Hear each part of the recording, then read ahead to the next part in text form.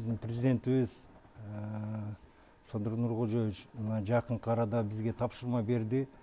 Бул бүт ушул биздин базарда отурган, базар түйүндө отурган ишкерлерибизге 0,1%га салыгын түшүргөнгө бүт жолдорун карап чыккыла депчи. Бүгүнкү күндө биз эсептеп, ушунун бардыгына эсептеп, ушуга бардыгыбыз макул болуп, мына жакынкы арада ушул сунуштар чыгат, өзүңүздөр билесиздер. Бунун бардыгы ушул сиздер үчүн болуп атат, деги эле Кыргызстанда тынччылык болсун деп. Эң негизгиси.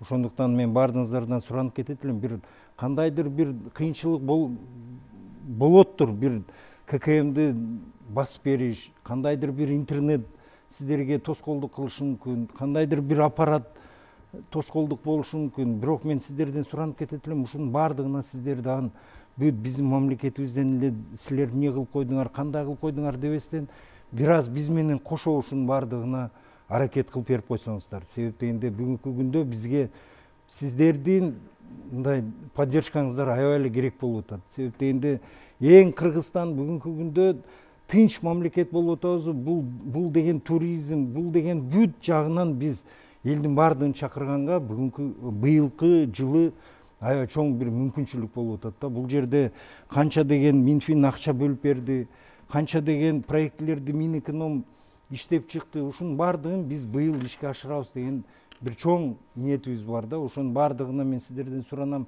колдоп, сабырдуулукту берсеңиздер, биз ушунун бардыгын түздөгөнгө, сиздерге дагы ыңгайлаштырганга, сиздерге бүт жардам бергенге аракет биз кылайлык.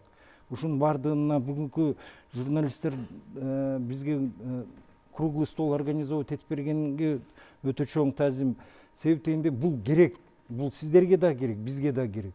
Себеп дегенде мына биз такыр эле эчтеке кылбайбыз, жок, эчтекени билбейбиз, кылбайбыз дебей атабыз.